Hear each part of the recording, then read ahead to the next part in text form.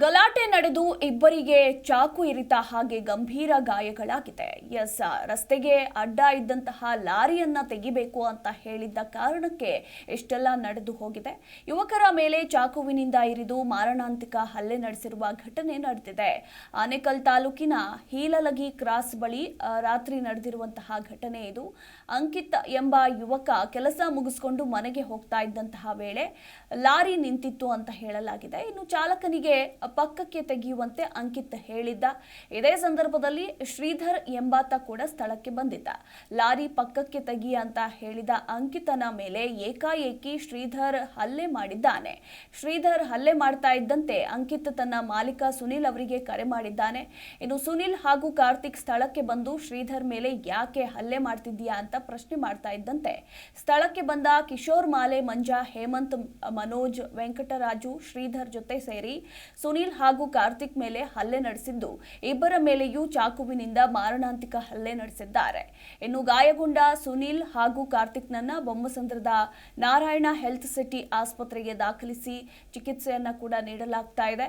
ಇನ್ನು ಘಟನೆಯಿಂದಾಗಿ ಆಸ್ಪತ್ರೆಯ ಬಳಿ ಸುನಿಲ್ ಹಾಗೂ ಕಾರ್ತಿಕ್ ಕುಟುಂಬಸ್ಥರು ಜಮಾಯಿಸಿದ್ದಾರೆ. ಸ್ಥಳಕ್ಕೆ ಸೂರ್ಯನಗರ ಪೊಲೀಸರು ಆಗಮಿಸಿ ಆಸ್ಪತ್ರೆ ಬಳಿ ಇದ್ದವರನ್ನ ಕಳುಹಿಸಿದ್ದಾರೆ.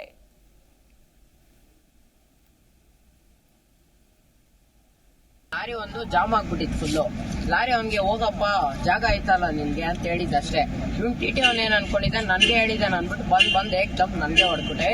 ಏನೋ ನಿಂದು ಏಕವಚನದಲ್ಲಿ ಮಾತಾಡ್ಬಿಟ್ಟು ಕೆಟ್ಟ ಮಾತಲ್ಲಿ ಮಾತಾಡ್ಬಿಟ್ಟು ನನ್ಗೆ ಹೇಳ್ಬಿಟ್ಟು ಹೊಡ್ಕೊಂಡು ಆಲೋ ಬ್ಲಾಕ್ ಗಂಟೆ ಬಂದ. ನಾನು ಸುನಿಲ್ ಅಣ್ಣಗೆ ಫೋನ್ ಮಾಡಿದೆ, ಅಣ್ಣ ಈ ತರ ಹೊಡಿತಾ ಇದಾರೆ, ಇವಾಗ ಹಿಂಗೆ ಹೋಗ್ತಾ ಇದ್ದೆ ಮನೆಗಲ್ಲ, ಗೋಡನ್ಕಿ ಹಾಕೊಂಡ್ಬರ್ರಿ ಅಂದ್ಬಿಟ್ಟು ಫೋನ್ ಮಾಡಿದೆ ನಾನು. ಅವ್ರು ಬಂದ್ರು. ಆಮೇಲೆ ಅವನು ಹುಡುಗನ್ ಕರ್ಸ್ಬಿಟ್ಟು ಈ ತರ ಶ್ರೀಧರ್ ಅಂದ್ಬಿಟ್ಟು ಹುಡುಗನ್ ಕರ್ಸಿರೋದು. ನೀವ್ ಯಾರಿಗೆ ಫೋನ್ ಮಾಡಿದ್ರಿ? ಸುನಿಲ್ ಅಣ್ಣಗ್ ಮಾಡಿದ್ದು. ಸುನಿಲ್ ಅಣ್ಣ ಮತ್ತೆ ಕಾರ್ತಿಕ್ ಬ್ರೋ ಇಬ್ರು ಒಟ್ಟಿಗೆ ಬಂದಿರೋದು. ಅವರು ಈ ತರ ಹೊಡಿತಾ ಇದಾರೆ ಅಂತ ಹೇಳಿದ್ಕೆ ಅವ್ರಿಬ್ರು ಬಂದ್ರು. ಅವ್ರಿಬ್ರು ಮೇಲೆ ಇದು ಮಾಡಿದ್ದಾರೆ.